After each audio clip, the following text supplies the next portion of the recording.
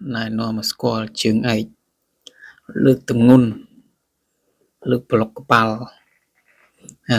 này cái hào TP ឬអង់គ្លេស transporter ឡានហ្នឹងលយមានកាប៊ីនមុខក្រោយកង់វាដូចជា48គ្រាប់ធ្ងន់ធំផុតវា800តោនហើយនេះកាប៊ីនវាកាប៊ីនជ្រុងឡើងដូចគេធ្វើលេងក្នុងគេនឹងមានស្អីខ្លះទេតែមើលកង់កង់ដល់កង់ម៉ាស៊ីនវិញបបអានេះបូមអីខ្លះទេមួយពីលើតាក់បូ2អញ្ចឹងវាខ្លាំងលើ